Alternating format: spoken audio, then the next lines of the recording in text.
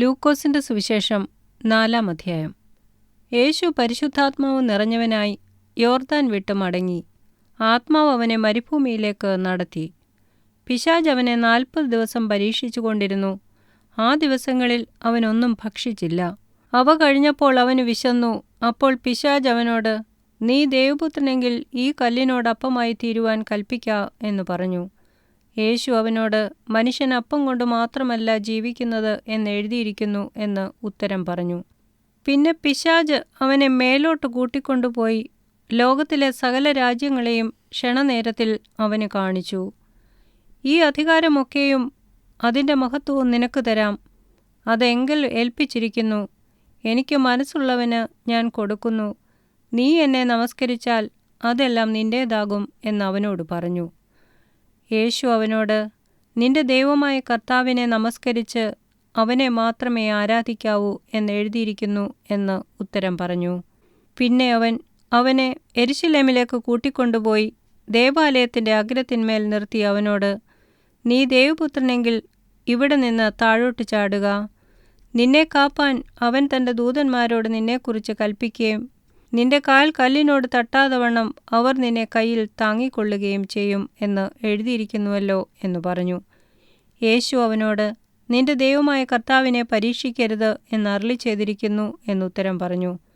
അങ്ങനെ പിശാച് സകല പരീക്ഷയും തികച്ച ശേഷം കുറേ കാലത്തേക്ക് അവനെ വിട്ടുമാറി. യേശു ആത്മാവിൻ്റെ ശക്തിയോടെ ഗലീലയ്ക്ക് മടങ്ങിച്ചെന്നു. അവൻ്റെ ശ്രുതി ചുറ്റുമുള്ള നാട്ടിലൊക്കെയും പരന്നു. അവൻ അവരുടെ പള്ളികളിൽ ഉപദേശിച്ചു. എല്ലാവരും അവനെ പ്രശംസിച്ചു. അവൻ വളർന്ന നസറേത്തിൽ വന്നു. ശബ്ബത്തിൽ തൻ്റെ പതിവ് പോലെ പള്ളിയിൽ ചെന്ന് വായിപ്പാൻ എഴുന്നേറ്റ് നിന്നു. യെശയ്യാപ്രവാചകന്റെ പുസ്തകം അവന് കൊടുത്തു. അവൻ പുസ്തകം വിടർത്തി, ദരിദ്രന്മാരോട് സുവിശേഷം അറിയിപ്പാൻ കർത്താവ് എന്നെ അഭിഷേകം ചെയ്യുകയാൽ അവൻ്റെ ആത്മാവ് എൻ്റെ മേലുണ്ട്. ബദ്ധന്മാർക്ക് വിടുതലും കുരുടന്മാർക്ക് കാഴ്ചയും പ്രസംഗിപ്പാനും പീഡിതന്മാരെ വിടുവിച്ചയപ്പാനും കർത്താവിൻ്റെ പ്രസാദവർഷം പ്രസംഗിപ്പാനും എന്നെ അയച്ചിരിക്കുന്നു എന്നെഴുതിയിരിക്കുന്ന സ്ഥലം കണ്ടു. പിന്നെ അവൻ പുസ്തകം മടക്കി ശുശ്രൂഷക്കാരന് തിരികെ കൊടുത്തിട്ട് ഇരുന്നു. പള്ളിയിലുള്ള എല്ലാവരുടെയും കണ്ണ് അവങ്കൽ പതിഞ്ഞിരുന്നു. അവൻ അവരോട്, ഇന്ന് നിങ്ങൾ എൻ്റെ വചനം കേൾക്കയിൽ ഈ തിരുവെഴുത്തിന് നിവൃത്തി വന്നിരിക്കുന്നു എന്ന് പറഞ്ഞു തുടങ്ങി.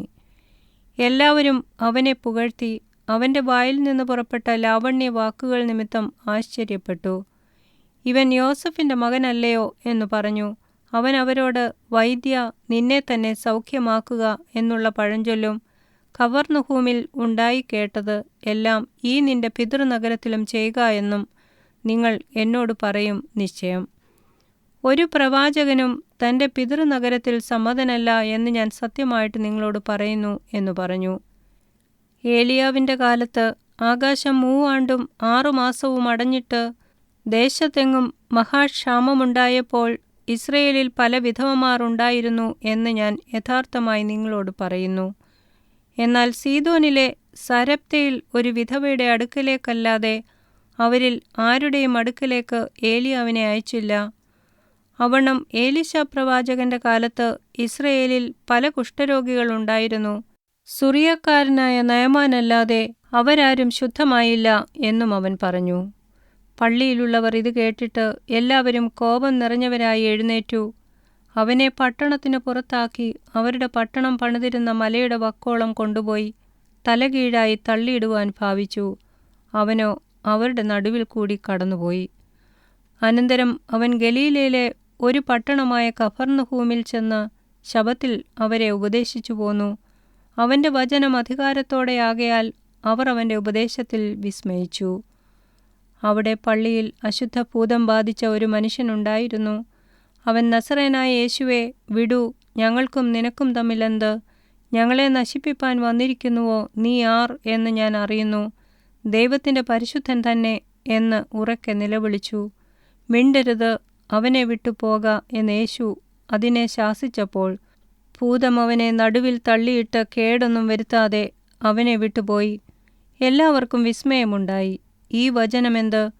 അധികാരത്തോടും ശക്തിയോടും കൂടെ അവൻ അശുദ്ധാത്മാക്കളോട് കൽപ്പിക്കുന്നു, അവ പുറപ്പെട്ടു പോകുന്നു എന്ന് തമ്മിൽ പറഞ്ഞുകൊണ്ടിരുന്നു. അവൻ്റെ ശ്രുതി ചുറ്റുമുള്ള നാടെങ്ങും പരന്നു. അവൻ പള്ളിയിൽ നിന്ന് ഇറങ്ങി ശീമോന്റെ വീട്ടിൽ ചെന്നു. ശീമോന്റെ അമ്മാവിയമ്മ കഠിനജ്വരം കൊണ്ട് വലഞ്ഞിരിക്കയാൽ അവർ അവൾക്കു വേണ്ടി അവനോട് അപേക്ഷിച്ചു. അവൻ അവളെ കുനിഞ്ഞു നോക്കി ജ്വരത്തെ ശാസിച്ചു. അതവളെ വിട്ടുമാറി. അവൾ ഉടനെ എഴുന്നേറ്റ് അവനെ ശുശ്രൂഷിച്ചു. സൂര്യൻ അസ്തമിക്കുമ്പോൾ നാനാവ്യാധികൾ പിടിച്ച ദീനക്കാർ ഉള്ളവരൊക്കെയും അവരെ അവൻ്റെ അടുക്കൽ കൊണ്ടുവന്നു. അവൻ ഓരോരുത്തൻ്റെയും മേൽ കൈവച്ച് അവരെ സൗഖ്യമാക്കി. പലരിൽ നിന്നും ഭൂതങ്ങൾ നീ ദൈവപുത്രനായ ക്രിസ്തു എന്ന് നിലവിളിച്ചു പറഞ്ഞുകൊണ്ട് പുറപ്പെട്ടുപോയി.